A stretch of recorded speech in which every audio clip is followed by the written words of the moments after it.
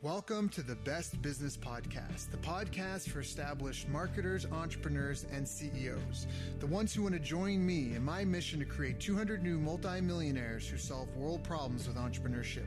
If that's you, then this podcast was created to give you access to the tools, training, strategies, and tactics you need to achieve multiple seven-figure profits as soon as possible.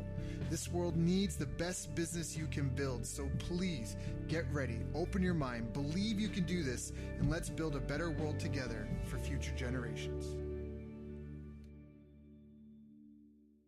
Hello, everyone. Thank you for joining us. I'm Daryl Urbanski, your host as always, and today we have a very special guest. We're joined today by Sydney Barrows, who's had quite an interesting career and is a wonderful human being as well. She's known, her story, maybe she'll tell a little bit about it, but she's known as the Mayflower Madam. From her days of running an escort service, and she'll talk about that a little bit. But from that experience, she wrote a book that was went to the top of the New York Times bestsellers list. What was the name of your book? I'm sorry, I should already have Mayflower Madam, The Secret Life of Sydney Biddle Barrows. There we go. So, and the Fortune list named it one of the top 10 business books of the year, and including business schools, including Harvard, use it in their curriculum. So she's also got another book. I guess it's number 4 in the series because you've been producing so much. It's called Uncensored Sales Strategies, which was co-authored with Dan Kennedy. A lot of people listening to the call may be familiar with. Dan Kennedy is just a very, very well-known business coach, marketer. And that was in 2009. And now you're kind of a sales choreography guru, aren't you? Yes, I am. Yeah. So, and then once again, she's agreed to join us on the call. Tell us a little bit about her experiences and some of the secret sauce and what she does. And just thank you so much, Sydney. I always appreciate talking to you. My pleasure. You're such a interesting character in so many ways. Such a good human. Yeah, we just get along so well. So, how are you doing today? What's going on? I'm doing great. It's it's the day before Thanksgiving, and it is snowing here in. Am I supposed to say that? It's snowing here in Manhattan. I'm not quite sure how much we're going to get, but I just am very grateful that I just have to get on a train and take like a half an hour trip tomorrow down to my brother's for Thanksgiving instead of getting on an airplane like a lot of people who are not going to end up going anywhere because so many flights have been canceled. Right. Yes. Yeah. No. See, for me, a lot of people, like, I'm in America, so a lot of people, they're like, yeah, they've just been living their lives and coming to this, but I'm Canadian, and we had Thanksgiving last month, so I've actually been looking forward to this for a month. It's been like with those Christmas calendars. You get 2 of them. That's right. Well, no, I didn't get it. I just got to enjoy the photos of all my friends and family enjoying Thanksgiving dinner. So I've been dreaming of turkey for 30 nights. Like, it's just How come you didn't go home? Because it's Canada. I just was busy. It just wasn't it just wasn't a priority. I mean, it's dinner. I'm going to go home for Christmas anyways. I'm going to go home for 2-3 weeks. So, but anyway, so Sydney, I know right off the bat, people are like, what? She did what? Like, that's just such a pattern to interrupt. So can you maybe tell us a little bit about your story, how you got started into it? And yeah, let's just get going with that. That's a good place to start. Well, I started out, and where I really started out was in retail. And I was on the executive training program at Abraham & Straus, which at the time was the jewel in the crown of Federated Department Stores, which is now known as Macy's. And one of the best things that ever happened to me is while I was there, they absolutely sent the whole place down the toilet, which was, it was so instructive to watch how they ruined a business rather than to just be somewhere where it was doing well. Right. Anyway, so that's where I started. Then I went and worked for May Company Corporate and ended up at a small resident buying office where I ended up getting fired because I refused to participate in a kickback scheme. I might be a little crazy, but I'm not dishonest. And so there I am on the unemployment line. And back then you actually had to show up once a week in person at a certain time. And there was another gal who had to report at the same time I did.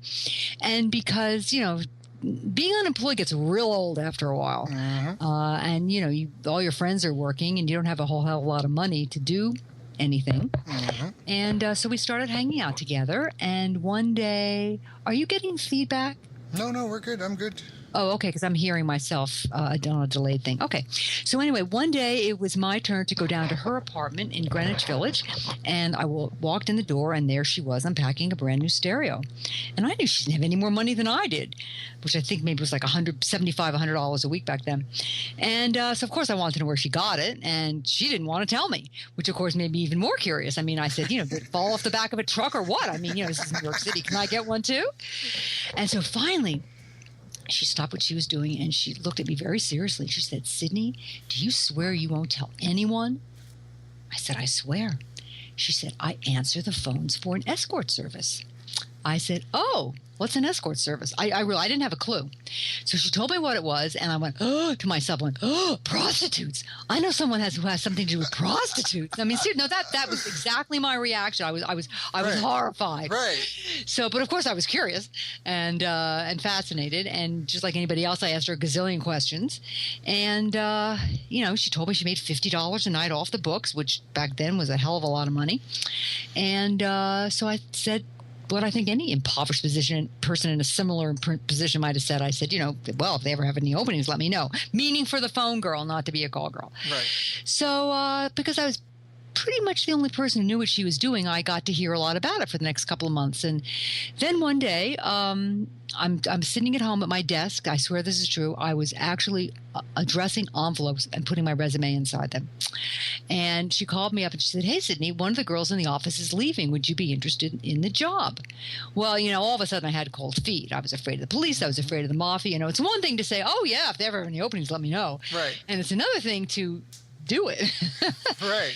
So, but after hearing so much about it, clearly no one was putting a gun to anybody's head. Right. And so I didn't feel like anyone was wronging the girls or anything. And I thought to myself, it wouldn't hurt to at least go over there for the interview. I'm a curious person. Even if I didn't take the job, wouldn't it be interesting to walk into the office of an escort service just for why not? Right. So I went over there and I walked in, and there was this guy named Eddie. He had what I call a low forehead, a thick neck, and enough chains to outfit an entire singles bar. And it was very 1960s. It was like orange flame. What's that carpeting that has really high pile shag carpeting. Shag carpeting. Orange, like orange, different shades of orange, a little bit of yellow in it. Oh my God! And then it had the chrome and glass furniture. That's the kind of furniture it had. God. I swear to you, he had a velvet painting thing on the wall. I'm not kidding. Like if some nude girl or something. This guy was like, I'm telling you, right out of Central Casting. That's right. That's awesome. So I forgot the real heavy Brooklyn accent. So he put on the speakerphone, and I got to hear, the clients and what he said to them and everything. And everything just seemed so on the up and up. A few girls came in and they paid, and I got a chance to meet them. And clearly no one was holding a gun to their heads. They all wanted to know when they were going to get to go out again. So I thought, I'm just answering the phone. Everyone seems to be okay with all of this. No one seems to be hard or heart. Yeah. You know what I'm saying? No one's crying. There's no there's no it's not human trafficking. It doesn't feel like that. Right. Yeah. So from the first night I was there, I realized that there was a market that he wasn't even touching. See, what you have to realize is that Eddie, because of who he was and where he came from, and I'm not being judgmental, and this is just the truth, he had a thing for bimbos or hot babes. And all his friends had a thing for hot babes because those were the kinds of girls that they liked. So, of course, Eddie assumed, which is a huge mistake that every business, not every, but a lot of business people make, is that what he liked, everybody likes. So he hired hot babes. And there were guys on the phone that I could just tell would just have a heart attack if a hoochie mama pranced in their door, I mean, these were guys that I knew who these guys were. I could just tell by the way they were talking because they were guys like my friends' fathers, like all my male relatives, like the men that I knew from, the country club, the beach club, the tennis club. I knew who these guys were and I knew what they were looking for. And I knew they weren't looking for what Eddie was giving. Right. So he also just really had bad business practices. I mean, we had to routinely lie to clients, which he violated everything I'd learned at Abraham and Strauss about running a business. Truth in advertising, repeat business. I mean, all that stuff. He just didn't. He wasn't a believer in that. I don't think he really understood it or knew about it. Anyway, so we were, my girlfriend and I were constantly Monday morning quarterbacking. Why doesn't he do this? If it was me, I'd do that. But finally, we just looked at each other one day and said, we're at least as smart as he is. We're definitely nicer than he is. Why don't we start our own escort service? And so we did. I mean, it was frighteningly easy. I mean, we just each got a telephone number. I was going to work out of my house 3 nights a week, up to my apartment 3 nights a week. She was going to work out of her apartment 3 nights a week. So we each got a telephone line with call forwarding.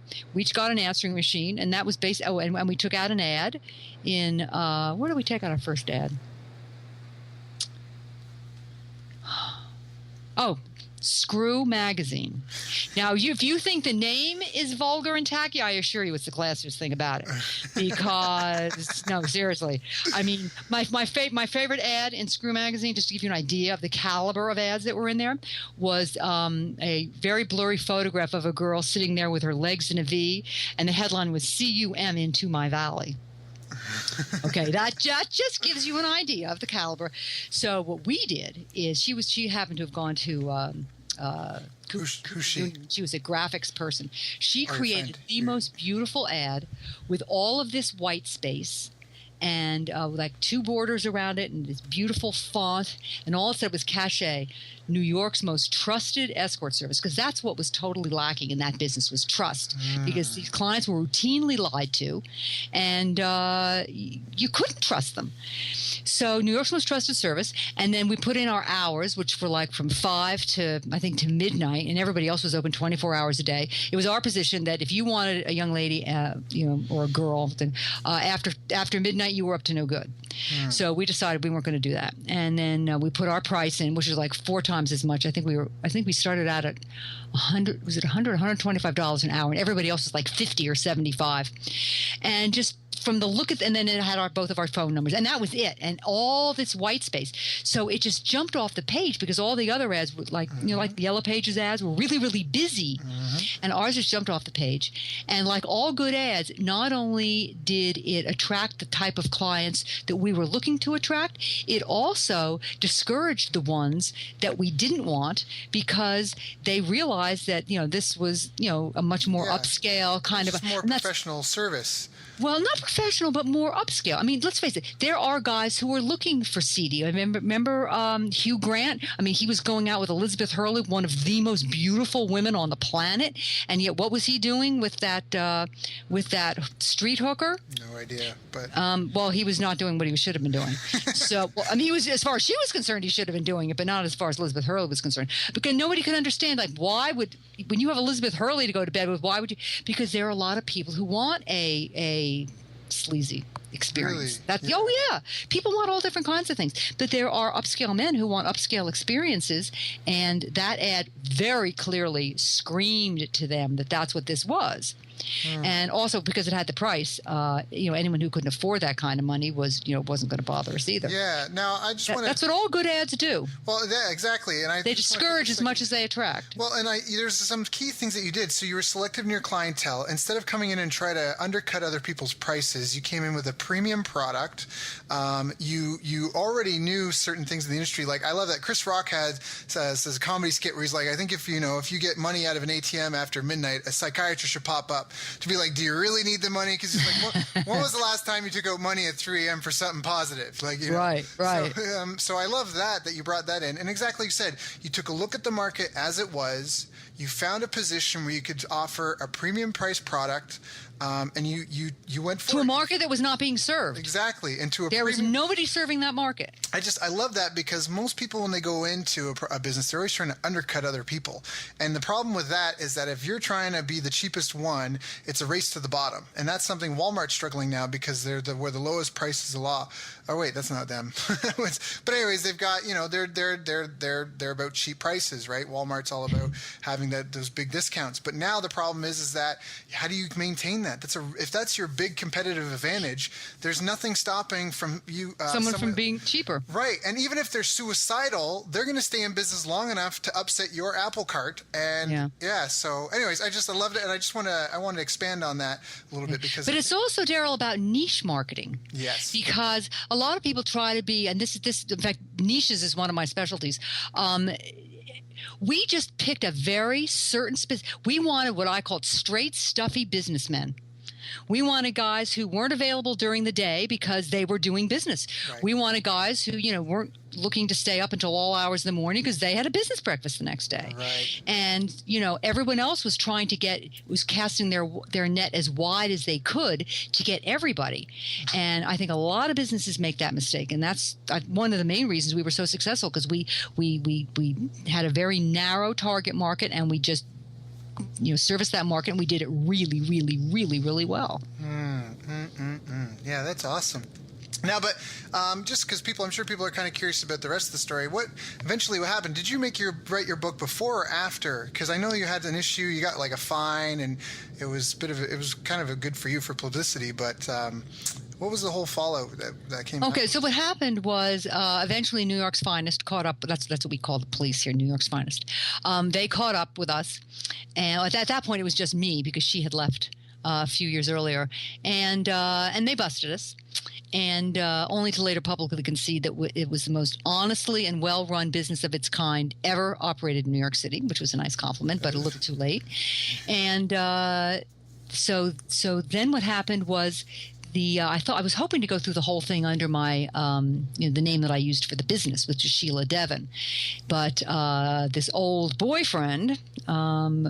When he saw my face on the television, he called up, the tabloids and said, "Oh no, her real name is Sydney Biddle Barrows, and she's in the social register, and she was a debutante, and blah blah blah blah blah blah blah. Her relatives came over on the Mayflower, and so the tabloids are like, oh my God, what a fabulous story." So they're the ones who dubbed me the Mayflower Madam, and they just went. I mean. It was the story in New York City for weeks. It was on the front cover of every newspaper except for the New York Times. For weeks, except for the one day that Indira Gandhi got shot. Then I lost the front cover. But they sold so many. They did it because they sold so many papers. And what was really nice for me, Daryl, was that instead of doing like they did with Heidi Fleiss and with a number of other madams, instead of making me not that it was possible to make me really look sleazy because I didn't do drugs and there were no underage girls. There was none of that stuff. But they realized that people wanted to read about a blue blood madam. They want, you know what I mean? They like that. That's what my story was all about. And so they gave me the best publicity that I could have ever gotten. I mean, they never said anything but wonderful things about me. It was great. So I certainly didn't have a negative reputation to live down like all these other gals do.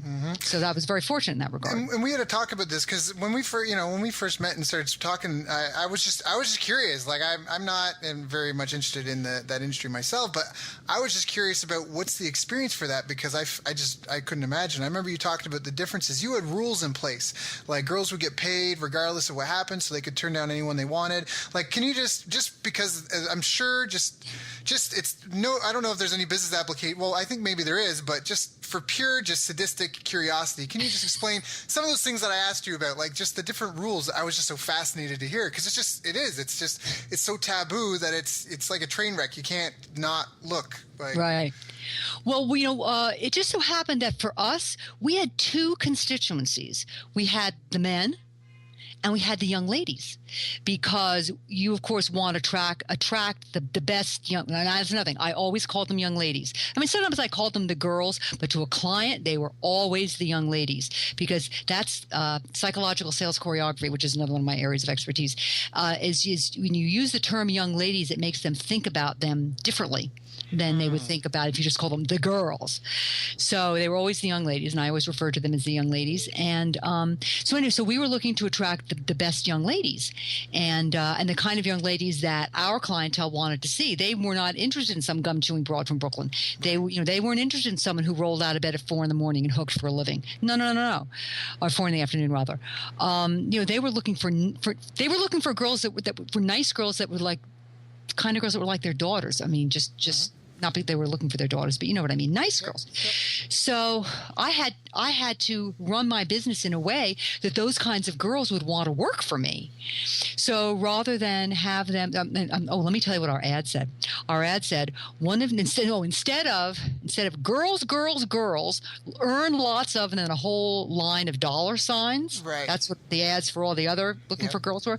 Ours was, one of New York's finest private escort services is currently seeking a small number of exceptionally attractive, well-educated, articulate young ladies between the ages of 19 and 30 for part-time evening employment.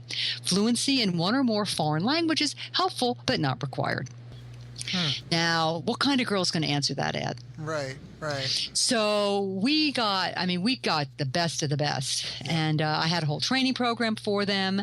And so my young ladies only had to work 3 nights a week. Okay. Instead of 7 nights a week and 24 hours a day, they had to work 3 nights a week. Their choice. They just had to let me know ahead of time, and then they had to stick to the schedule. And then, like you said, I remember one night I had a young lady come back, and she came in and she sat down on the couch and, did the money thing. And then she was talking about that. I said, well, what was he like? And blah, and she started getting very upset.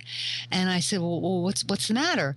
Oh, well, apparently he'd gotten drunk and he was just very vulgar and just not nice. I mean, never did anything physical. I never had a young lady ever once tell me that she ever felt fear with respect to anything physical from a client ever. Anyway, but this guy just was not very nice and just made her feel bad. And I said, well, my God, why did you stay? And she looked at me, she goes, the rent's due next week. I couldn't leave.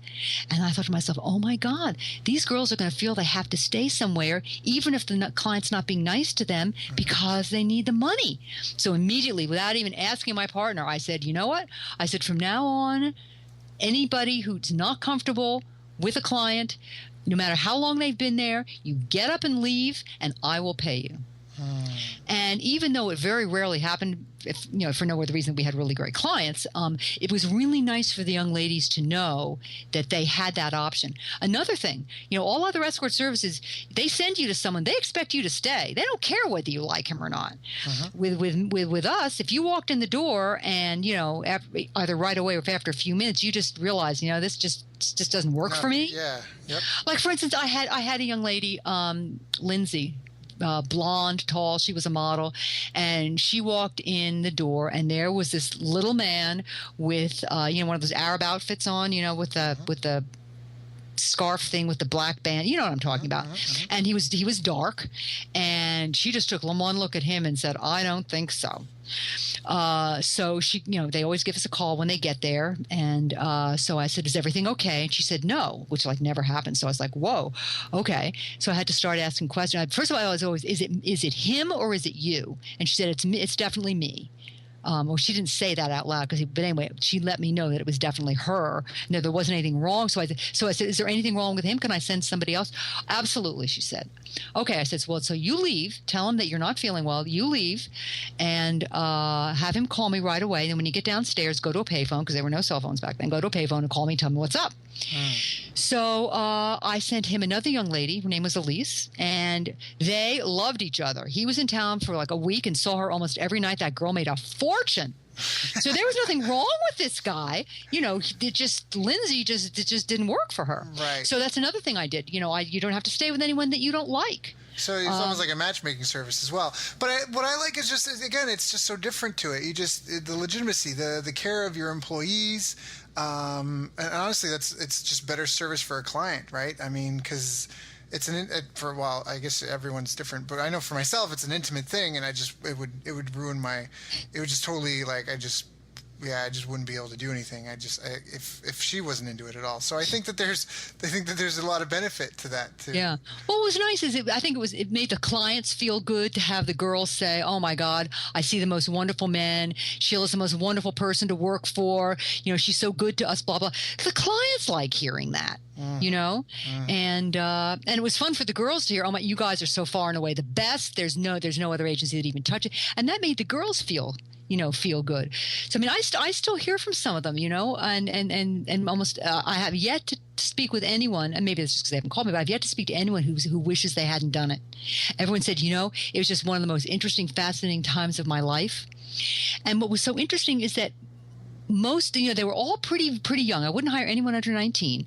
And most of them were between the ages, say, 20 and 25.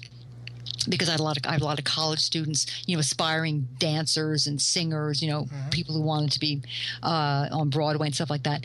And to them, men were them. Older men, anyone who was, because they're in their early 20s. So older men are them, and they're usually the ones who are in charge. And then, and they're maybe kind of sort of a little intimidating because they are the ones that are going to decide your fate in one way or the other for something. And what was so interesting is every single one of them said, this has given me such an incredible amount of confidence because here I am.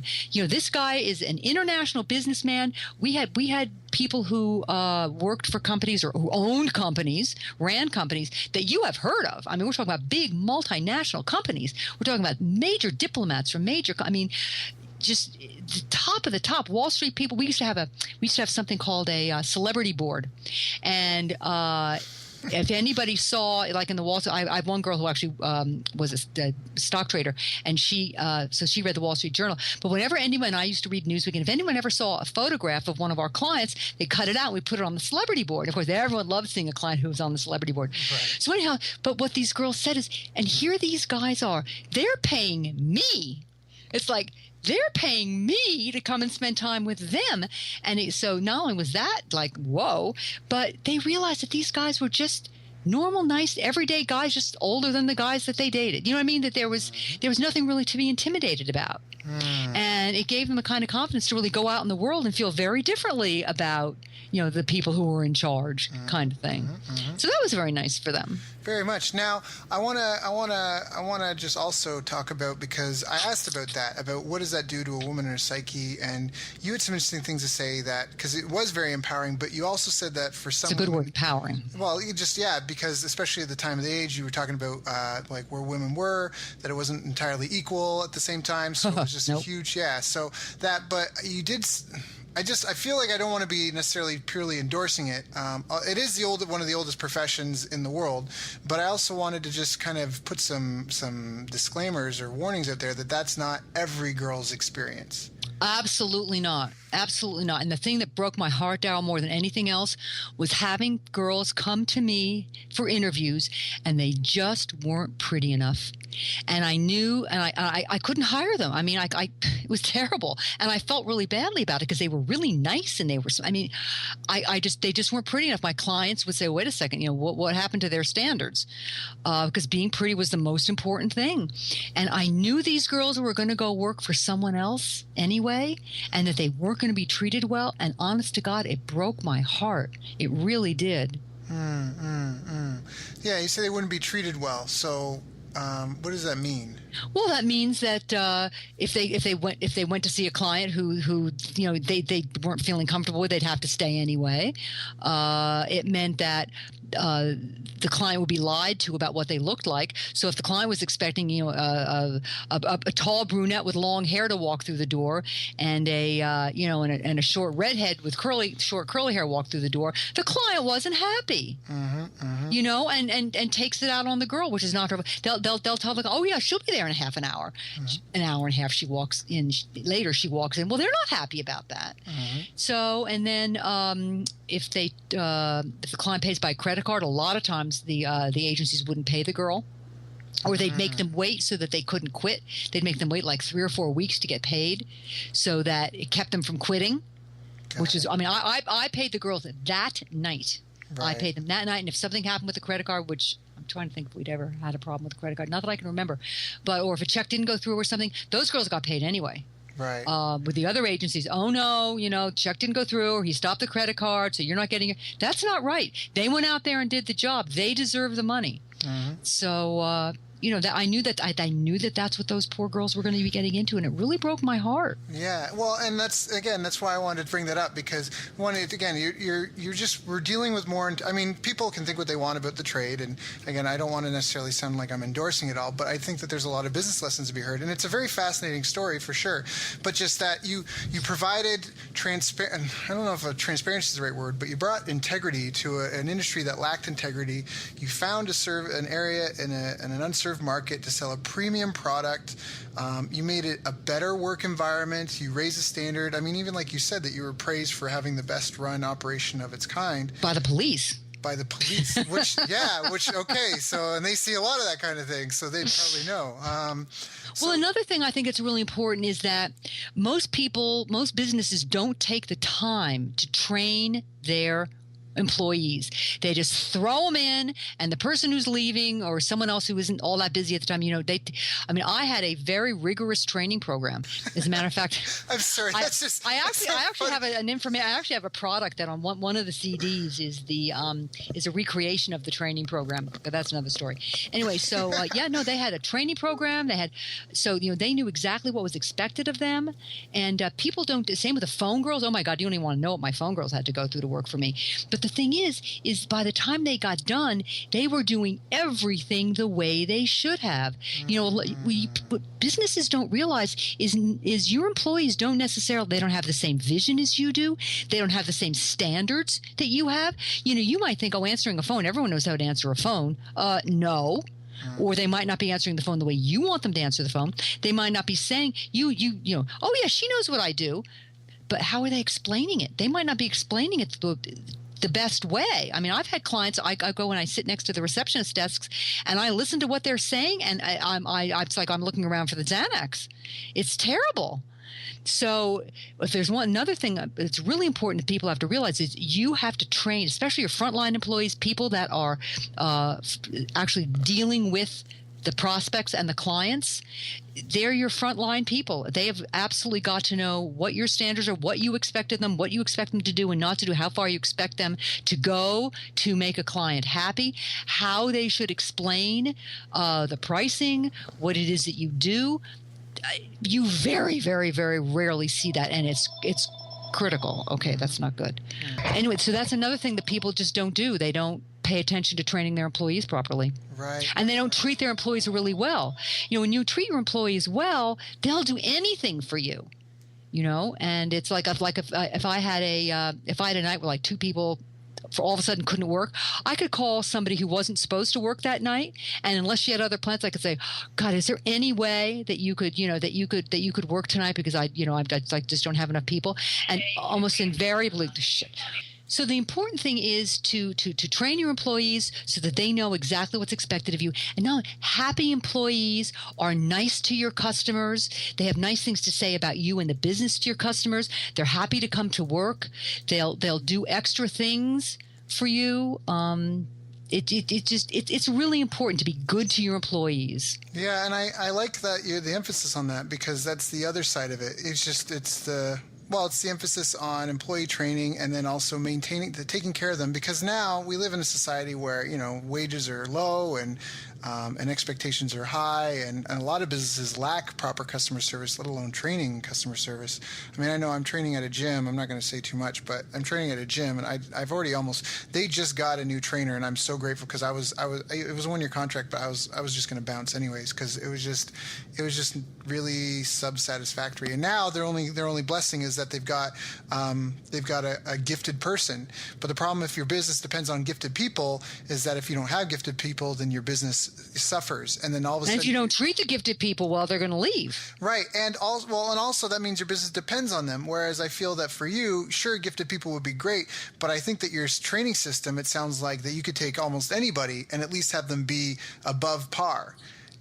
And that's something and that's something that if you have proper training systems in place, that's where your business isn't reliant on special. I mean, obviously you're going to have superstars in any division, and you want to keep them if you can get them, but at least you're making an effort to maintain a standard level of quality. And just, we talk about taking care of the clients so much, like especially on the show, talk about how problems are market, and it's about solving problems for the people. But what I like about your scenario is that you solved a problem for the market, and you solved a problem for the employees, the service providers, because again, that attracts the top talent to you. It makes them want to work with you. Again, they're happier. They're all the things that you said. I think it's a win-win for everyone.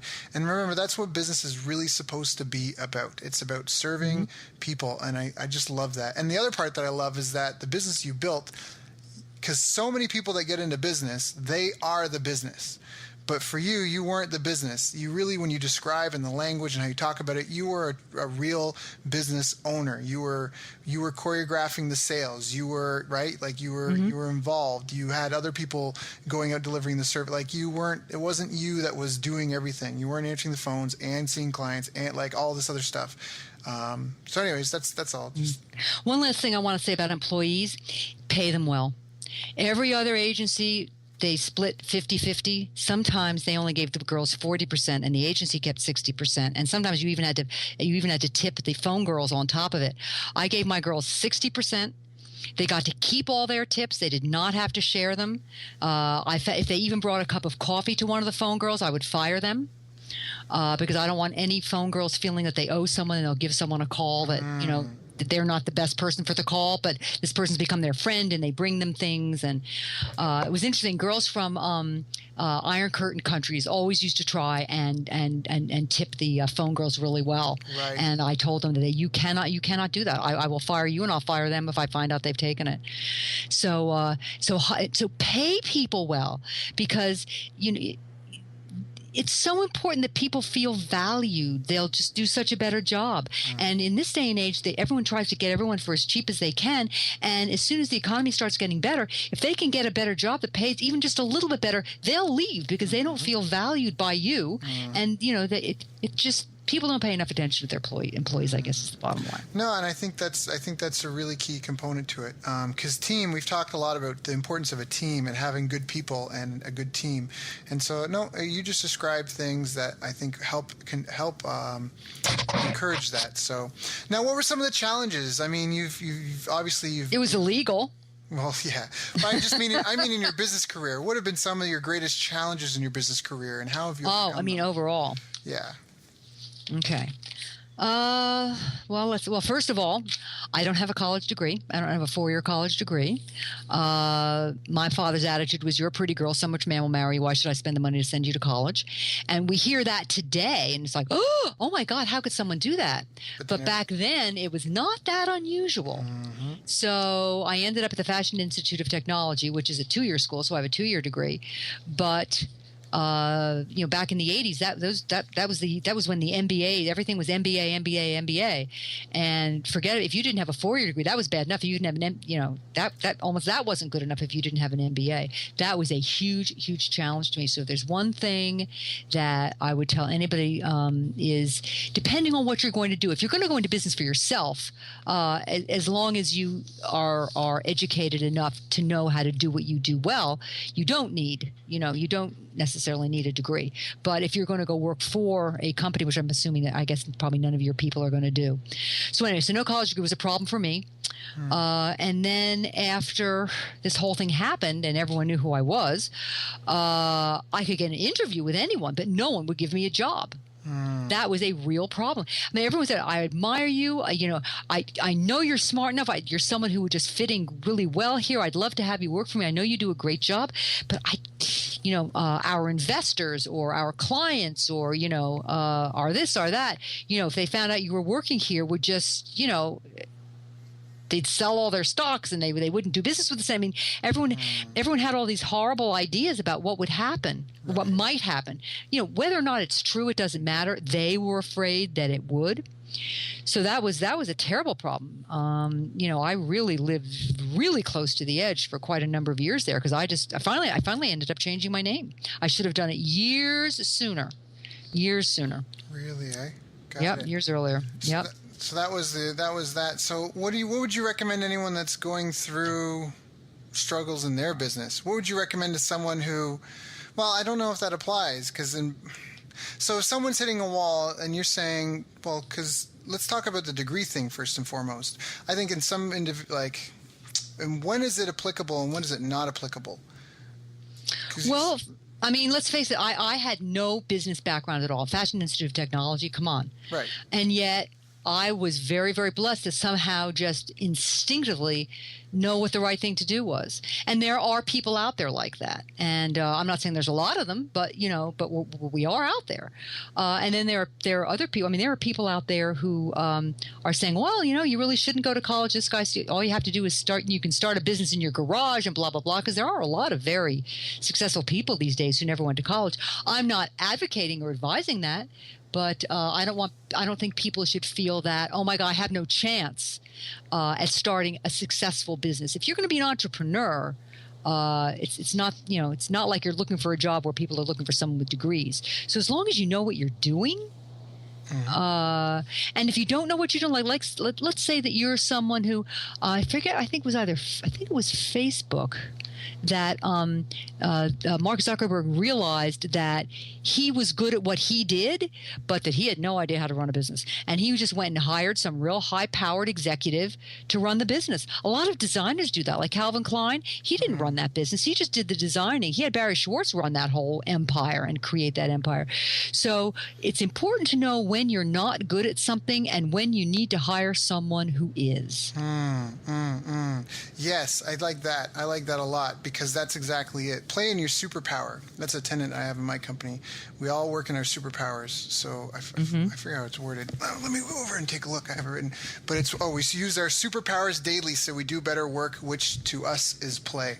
Instead of trying to be the best at everything, do what you do really, really well, and then outsource. Get everything else around the corner. Yeah, absolutely. That's really important. I think a lot of small entrepreneurs and small business owners run themselves ragged because they feel like they have to do everything, and you don't. I mean, I don't do anything that has anything to do with technology for no other reason. I'm a complete and total failure at it. But oh no, honey, I am so technologically blonde. I can attest to that. I know. Yeah, you do know that.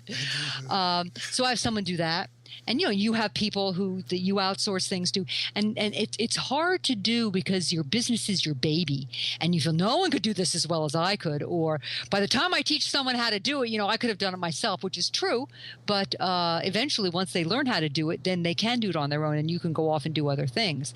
So it is hard to let go. And a lot of people have that problem. But if you're ever going to grow, you've got to do it. No, so well said. Exactly. And I had a mentor once tell me, Daryl, no matter what you do, everyone in your company is going to be a beta version of you, and you're just going to have to accept it. And that's because a lot of us are control freaks. And it's not true at all, to be honest, that that was just more of a mindset thing where I was like, okay, I just have to accept that other people won't do it my way. Because his thing was, you have to manage based on results. You have to be objective about how you manage people. It can't be subjective. Oh, I don't like the way that you talk to, I don't like the way you as a sales rep talk to clients. Hey, if he's making sales and people are happy and people are staying with you, then whatever works for him, and it might not be the way you do it, but again, as long as he's not... The money's coming in. Yeah, well... people aren't leaving and clients are happy, absolutely. Exactly. So I think that's a really, really, really important thing for people to understand. Now, what would you recommend? I mean, I guess maybe in your industry, I don't know, maybe it was a good industry and money was abundant, but how would you get people on board, especially if you can't afford them at the time? Because I know that's a common thing when I tell people that they have to get more people on board. Help me brainstorm some ideas for the listeners here of things that they can do to get those people. If I knew the answer to that, I'd be doing it myself. Well, and if you know the answer to that, I'm interested in hearing it. Yeah, no, of course. Well, there's always for example, you can always give someone a percent. There's two things. There's psychic income and there's physical income.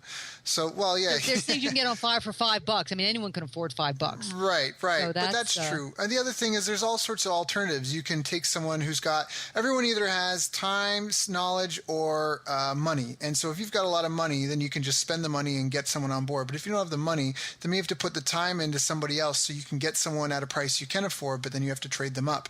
Or maybe you can get someone who has the knowledge but doesn't have the time involved and has never made any money about it. They're just looking for experience. So you get someone who'd be willing to do some sort of unpaid internship. Or maybe there's some sort of barter you could do with someone where they'll work for you in exchange for some, like a symbiotic business partnership relationship. For example, shared office space. So for example, like say for you, and this is the analogy won't necessarily match, but say there's someone who has like some sort of office, and they close up at 5 o'clock, and you get started at 6 p.m. So maybe you share the space, right? Mm-hmm. And that's that sort of thing. You can share employees, you can share resources, you can share tools, and then again, you can get people to come in, and a lot of people will come in for some sort of equity play in the business, even if it's a small piece, even if it's like 1% or 2%. Some people, they just want to own something and be a part of something. So there's a lot of different ways you can barter, you can train someone, you can find someone that needs to use you as a guinea pig for experience. There's a lot of different things there, but usually it's, again, you either have time, you've got money, or you've got knowledge. And most very rare people have all three. If they've got a lot of money, often they don't have a lot of time, and they don't have the time to get knowledge in a lot of areas, so they just pay the money for it. So it's always a trade-off for those three. And so you can find those people. And that's, again, in your business, maybe you go find a partner who has money and make them an equity partner in your business, and they put in some money so you can get the people that you need, and away you go. And it's just a matter of looking at the problem in multiple different ways. And really, it's just trying to like make a list of all the different possible options that, no matter how crazy you think they are. But I mean, again, it's time, it's money, and knowledge. And again, most people have one real strength there, or two. And then it's just a trade-off. You find someone, again, you find a high school kid that's got a ton of time. Maybe they're willing to, to invest the time, because maybe it's a rote task that they can spend, even though they won't do it right, they have to do it 3 times. They're willing to do it because they'll get good at it, and they'll make a little bit of money, right? But now that's where you're trading for them. It'll take them longer, but you can pay them less because they understand they're less skilled. So there's all those different trade-offs, different ways to do it. It's just a matter of being creative and thinking in a non-linear fashion. Mm-hmm. Absolutely. So, Sydney, did you have any big mentors in your business career? You said you didn't. Dan Kennedy, definitely. Kennedy? He's been tremendous. Yeah, He's been great. I got very lucky with that. Yeah. He heard a. It must have been a bootleg version, because I never used to let anyone record my presentations. And, after Mayflower Madam became #1 on the New York Times bestseller list, I started being asked to speak. And it started out with colleges, and then, I got the Young Presidents Organization. I got a call from them, and I thought, someone's having me on. There's no way that people who own multi-million-dollar companies and they have MBAs and their CEOs are going to come have me tell them about marketing. I just, but this guy finally convinced me he was on the up and up. And so, I think it was Joan Rivers, like, never say no to anything. Like, say yes to everything and then figure out how you're going to do it. So that's what I did. And I had no idea. I went down to the Barnes & Noble student bookstore, and I asked for the 3 top MBA books on marketing, and I brought them home, and I looked through them, and I looked for what are the things that they all like. For instance, product, promotion, price, and place. That was something that all of them talked about, and there were other things besides that. That's just the one I'm remembering at the time. And so what I did is I wrote down all of the commonalities that all 3 of these books had, because I figured everyone would these would be something. And then what I did is I talked about how I applied them to my escort service, and people thought it was a scream, which it was. But it was also interesting. No, it was a scream. So anyway, so Dan Kennedy must have heard this, and he realized that I was talking about that I was doing, that I did, and talking about the same things that he's always teaching people, and I'd never even heard of him before. Mm-hmm. And so people are always saying to Dan, that was a great talk, and I really believe in everything you said, but you know what? My business is different. Mm-hmm. And if you want to make Dan's blood boil, you tell them that your business is different and what he just said isn't going to work for you. Mm-hmm. So what he did is he invited me to come and present at the Info Summit back in, I think it was 2005. And just to say, you know what, listen to this woman and listen to what she was doing, and then tell me that your business is different and you can't do what I'm telling you to do when she did. Now, having said that, I had no idea who Dan Kennedy was, not a clue. I didn't even, there was no Google back then. I didn't even bother to look him up. My idea, you're paying me $4,000. I'm going to come here and I'm going to give my speech, and that's what I'm going to do, because that's the way I do it. Mm-hmm. And so I had no idea who he was, and I couldn't believe it. Afterwards, everyone was coming up to me. I didn't realize that he was a god, and it was just not. I just had no idea. And so anyway, so there was a luncheon. afterwards, just for the highest ranked members, and so this guy comes up to me. I'd not met him. This guy in cowboy boots and blue jeans and a work shirt, a rather unusual arrangement of facial hair, and very thick glasses, comes up to me and introduces himself as Dan Kennedy. And I said, "Oh, hi, how are you? Thank you for inviting me to speak here." And he asked if I'd be interested in doing something. Well, Daryl, over the years, I have had more people ask me that question. I've thrown more shit against the wall than everyone put together, and very little of it's ever worked out. So as soon as I ascertained that I wasn't going to have to put any money into whatever this doing something was, I said sure. And a couple weeks later, I opened my mailbox, and there's a nice 4-figure check in there. So I thought, oh, this guy's really serious. So we made what I now know is called an information product, XXX rated sales strategies. That's the one that has a CD in it about the recreation of the girls, training program. Anyway, and I didn't realize at the time, but that was the first product he'd ever made with anybody else, ever. And then he said, well, let's write a book together. I said, sure. Had no idea. He'd never, ever written a book with anyone before. So, yeah, I know. I really lucked out. He's been very, very good to me. He mentions me in the newsletters. He mentions me in the books. He's been great to me. Well, I mean, you're good at what you do, and you did operate the best business in its category, and it's not like there's none of them or only a few of them in that city. So, so obviously that really does show that you have exemplary business skills, and you get a lot of really good results for your clients as well. And maybe could you talk a little bit about, because we're kind of stepping into the sales choreography part, and so maybe can you talk about some of the common mistakes that you see a lot of your clients making, because we talked about some of them already about not having training for their employees. What are some other really big no-nos that you see people making? The most recent one is this person got in touch with me and had me go to their website, and it was a beautiful website, but it was not a website that sold. And they were trying to sell things on it, and there was no way they were going to ever sell anything the way this website was set up. No way.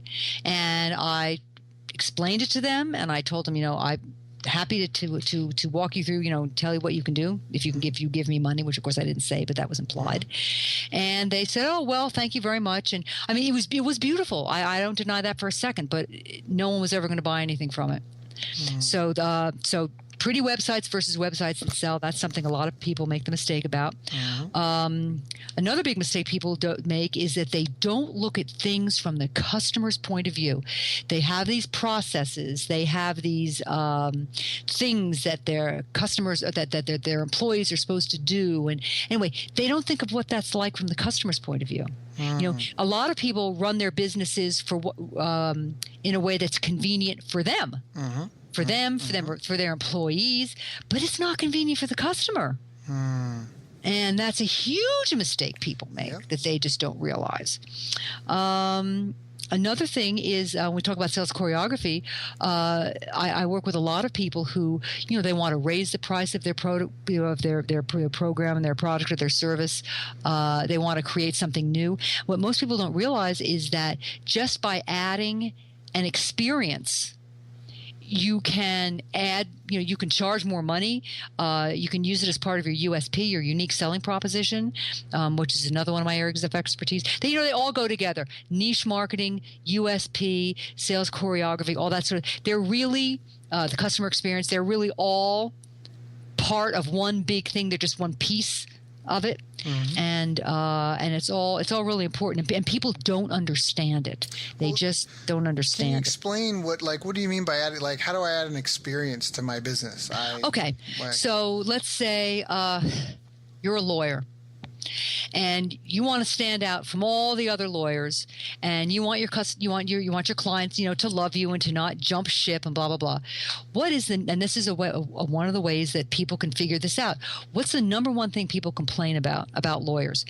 And so what you think about is, what's the number one thing people complain about other people, like my competitors, people in my business? Well, for lawyers, it's that they don't call you back. I call them up, and I call and they never call me back. So what you can use is as a guarantee. You can use as part of your USP. You can use as part of the experience that you are creating for your customers. It is sales choreography, which is creating all these other things. And what that is you say to people, and I just want to make sure that you know that once you become my client, that when you call, no matter what, when you call, your call will be returned by the end of the business day.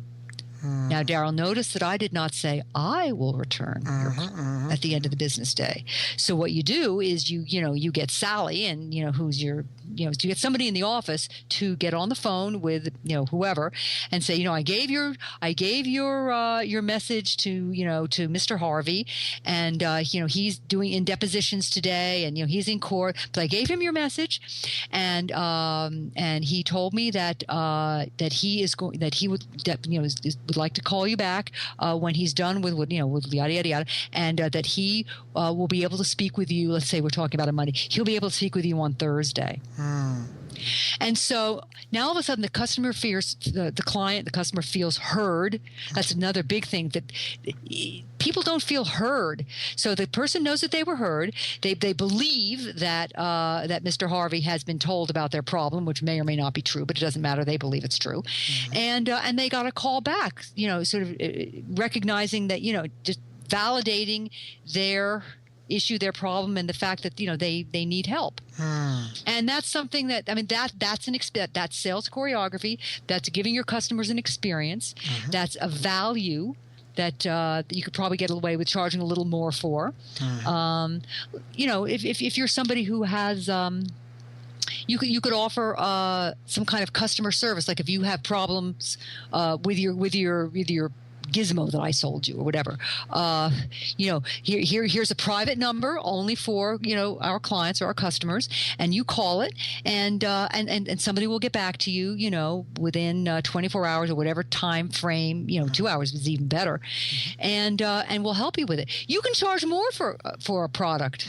Yeah, if you offer or a service, or even like what you just mentioned, it reminds me of Joe Polish has a strategy where he used a lot of pre-recorded phone messages.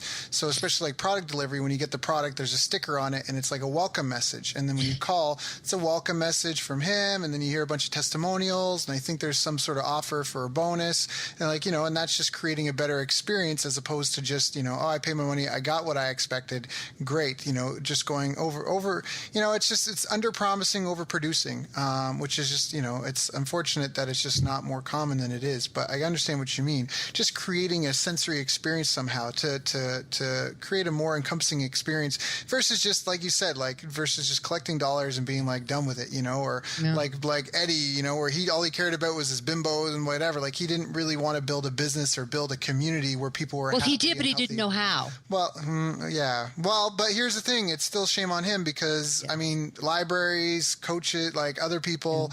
All the tools are at anybody listening to this podcast. They're not in that group because they're learning how, right? So he had all the tools to him, and it just anyways. I feel that anything you can do to create it, I guess maybe you're right, because he had the shag carpet and the velvet photo on the wall. But I think maybe what was he missing then? What was it that he was missing? It sounds like he wasn't listening to his customers and his employees. It sounds like. But he didn't care. See, his attitude was, as long as I get their money, what do I care? What do I care if they call back? What do I care if they're unhappy? What do I care if the girls are not happy? What do I care?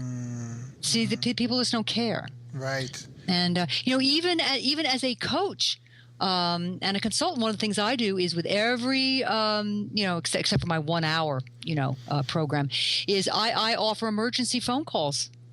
Depending on what program it is, you get anywhere between 2 and 4 emergency phone calls during the course of the period, and almost nobody uses them. Yep. But but they know they're there. They're there, and I don't know what it is, but when they use them, I was up late last night because I had 4 people calling their emergency call. It was back to back to back. It was pretty, but you're right. For the most part, they don't. But it shows that you care and that you're available. And, and like for example, last night, all 4 situations, it was 2 of it was, it was more of a men's mindset issue, but the other 2 were real issues. One guy was going to start a chain of events, which would have had severe repercussions, and he had to make a decision and was really afraid. And anyways, but I totally understand what you mean, that it just shows that you care, and hey, I'm here, and, sure, you pay pay me for whatever a program is, and here's some extra in case, because I want you to be successful. I care about you. That makes perfect sense. No, I like that. But almost no one does that. I think they're afraid people are going to take advantage, or I don't know what it is. Another thing is just having sending thank you notes. Like everybody, the minute somebody becomes a new client, I send them a snail mail note. I send them I send Valentine's Day cards. I send 4th of July cards. I didn't get around to sending Thanksgiving cards this year. Bad me. I'll have to do Christmas. But little things like that, just to let them know that you're thinking of them. Yep. And just that's all sales card. When somebody buys something, to get in touch with them and say, how's it working? Were you able to get whatever it was going? And, right. Yeah. Yeah, and now, even though I have your money, I'm still staying in touch to make sure you're satisfied. Yeah. What a funny and you don't have concept. Any questions? And What a funny concept. No, I'm behind you 180%, and I like the direct mail piece. That's something that I have. I have a 45-day new customer welcome system, and it's basically kind of the same thing. It's choreographed because exactly that. People don't think through the process. It's not. They're not planning the before and after. They're not really. They're just all they care about is just, oh, am I making my money? And that's get me the money. I'll do what I need, what you paid me for, and that's it. Yep. Well, for instance, today I got some brand new cards, because I send cards to people, and I ordered them from Etsy, and they're hand done, and they come to me in an envelope with nothing inside. I have no way. I don't remember the name of the company. I have no way to get in touch with them now to reorder. I mean, how dumb is that? Not only should there have been something in there, I should be getting an email in another week or so asking me how I like them and is everything working out okay. Yep. Because I would buy these again, but I don't remember who the hell I bought them from. Right. Yeah. I mean, hello. Yep. Yeah, just money just sitting on the table. That's one of the things that excites me the most about clients, when you find clients that come on board and they're leaving so much, like they're sitting on a fortune, they just don't even realize it. Yep. And some of these people, I know, I've talked to a couple other coaches, they've got clients that are making millions of dollars, and they're like, I don't know how these guys are making money. Like, they're doing everything wrong, but somehow they're just, and what it is that they're servicing a need. Like, that's just basically it. They're servicing a need that isn't being met, and supply and demand. So that's, anyways. Cindy, do you have any books to recommend to our listeners? I mean, you've gone through a lot, you've experienced a lot, you've worked with a lot of people. What sort of knowledge do you think would be really beneficial to the listeners? I would say that the best business book I've ever read is called Broken Windows, Broken Business. Great book. Michael somebody. Okay. Names are coming to mind. But I mean, you just go to Amazon, Broken Windows, Broken Business. Of course, any Dan Kennedy, any of the No BS books. My book, Uncensored Sales Strategy, just happens to be a great book. No, it is. I believe you. I'm not laughing at that. It's. I'm agreeing with you. But what other? Oh, and another business book I love. Another book is a book called Hypnotic Writing by Joe Vitale. I love that. Okay. That's a real go-to book for me. Is it, eh? Yeah. Why is that such a good go-to book for you? Because when you're writing sales copy, I don't know, I just like it. I just always go in there and get inspired. You got it. And sales copy, maybe we should just touch on this just briefly. Why is sales copy even important? Well, because if people don't resonate with your sales copy, they're not going to buy whatever it is you're selling. Right. And sales copy also, just the way it's written, it also projects who you are and what you're like, depending on, like, for instance, there are some pretty much all male info marketers who have that real hard, get 1,000 leads in the next 2 weeks. Just by doing one little thing, or you know what I mean. And they're this real hard driving, all these promises and stuff. That that works for them. And what was the question again? Well, I was asking about. Oh, so that sales copy. So that kind of sales copy that resonates with some people. There are people who want to believe that all they have to do is buy spend $800 and buy this one little thing, and all of a sudden, they're going to be making all this money. The only person who's making all the money is the guy who's selling it. And but then there are others. For instance, I have a colleague who doesn't even ask for opt-ins. She offers a free business what's it called? Analysis kind of thing. And you take a little quiz and you don't even have to give, all you give is your email address. You don't even have to give your name. And then she doesn't try and sell them. She just starts sending them emails with information and stuff in them. No one feels pressured. And then subtly she kind of, gets it, but, and I have a product that, you could use for this and blah, blah. And she does really, really well because she doesn't, but that's a whole different kind of customer. So you have to know who your customer is. Different people, some people are very interested in cutting edge stuff. Some people want stuff that's tried and true that, is work. I mean, so everyone's different. So you have to know how to write. So writing sales copy to women is very different than writing sales copy to men. You've got, so if you have a large female clientele, you need to know that. So sales copy is really important because it tells people who you are, who you're for. Yes. What you do and how well you do it. I mean, it tells. And that, I think the who you're for part is really big to it because I think that's such a huge part of it because, just like you said, if you're writing to a male or female, the language is going to be different. The reasons, the appeal is going to be totally different. I mean, the difference in copywriting is such a powerful skill. Perfect example is I did a campaign for a client once and we had 11 different appeals that we had tested for it was a guide that teaches people how to make money in real estate.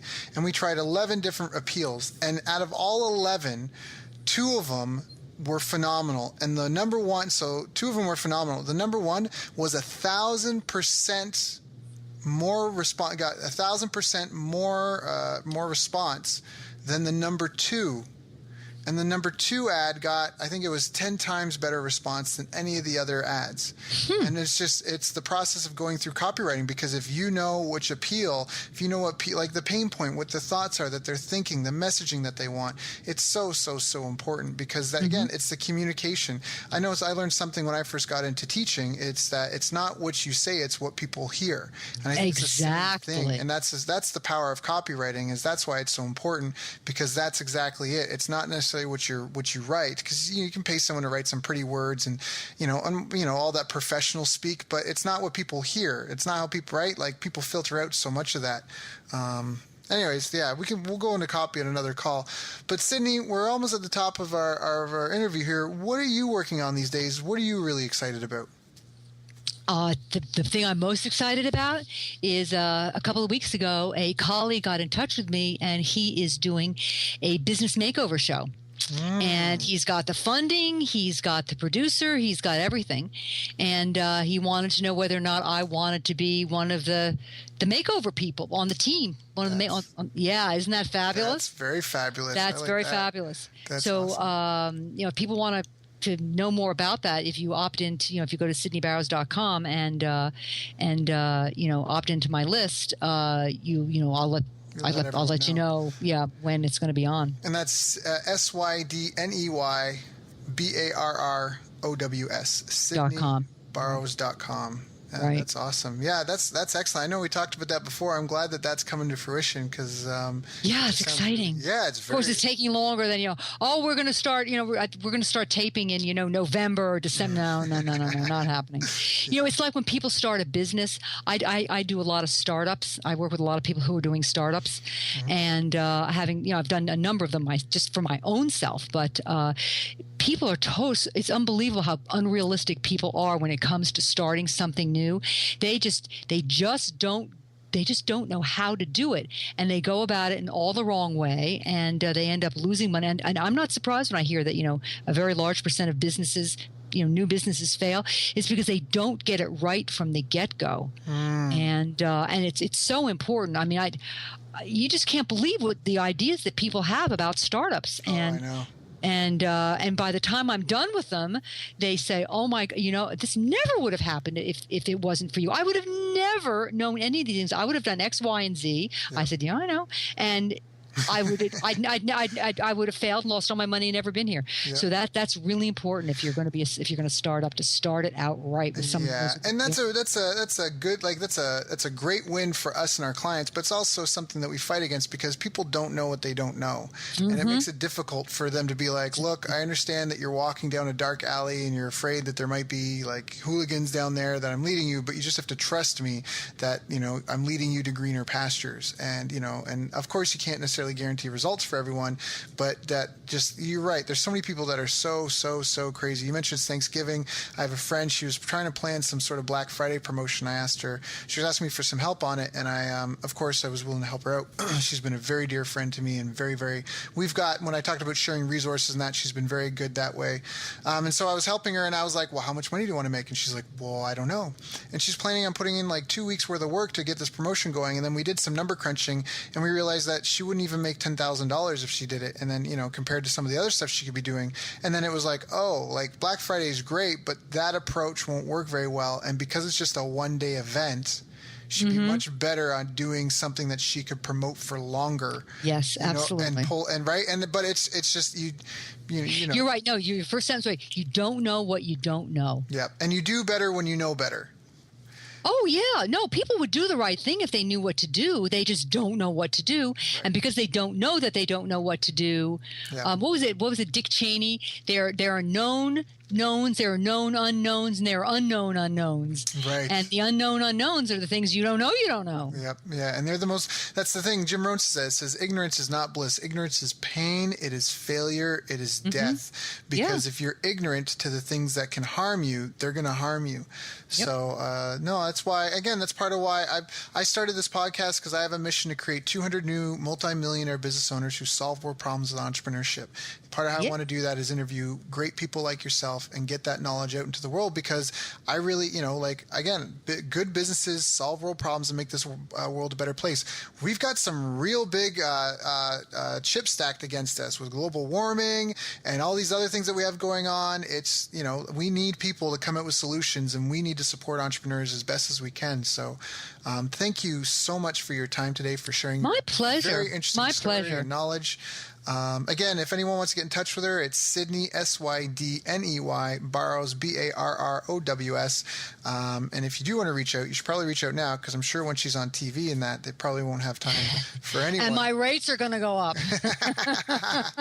That's right, eh? Supply and demand, that's right. Get in now while you can. You know, and that's, before we leave, I just want to drop this little gem, because, again, I really value and appreciate our listeners, and I really am invested in their success. And you just brought up something that I'd like to mention. It's the income earning ladder, and that's something where generalists at the bottom tend to make the least amount of money. So if you're just a general dentist, but then if you are a specialist and you're specialized in dentistry, you can charge more because you're specialized and you'll make more than the generalist. And if you train specialists, people assume that you are one of the top specialists, and you know all the mistakes specialists make, so you're a safer bet if I spend my money with you, so you can charge more money still. But the person who makes more money than the trainer of specialists is always a celebrity, and that's because of the law of supply and demand. Dr. Phil, you know, if you talk to a lot of psychiatrists, you know, at bars or wherever, you know, when no one else is around, they might not speak very highly of him as far as being at the top tier in their profession, but he can charge a heck of a lot of money because of supply and demand. And so anyone listening, just keep that in mind. If you're a freelance professional or some sort, that you want to try to climb that ladder as best as you can. So just a parting thought. But yeah, again, thank you so much, Sydney. I wish you... My pleasure. Really, it's been a lot of fun. You've reached the end of our interview. Now, first, let me thank you for listening. I appreciate and respect you more than you'll ever know. And now I'd like to ask you a couple of questions. First, what 3 lessons did you just learn? What 3 aha moments just jumped out at you? Second, what can you implement for yourself and your business in the next 24 hours? Third, what can you give to someone else to help you with, or give to them to just do it for you? Whatever it is, remember, taking action is the secret sauce to results. Now, if you think this interview would be helpful for a friend, please give them a link to it. It'll help them, and it'll help me too. I'd also like to invite you to help me find out more about the challenges you're facing, your dreams, your goals, and how I can help you overcome what's holding you back. We both do better when we know better, and your success is my success. So please reach out and interact. You can visit our website, bestbusinesscoach.ca for Canada or California, where I'm from and where I'm living. You're welcome to also try out one of our paid programs. You can find us on YouTube, Facebook, and pretty much every other social media channel you can think of. You should also subscribe to the podcast, and if you're enjoying them, please leave us a nice review. It really helps. That's all for now. Once again, thank you. Take care of yourself, and remember, the world needs the best business you can build. And I believe in you.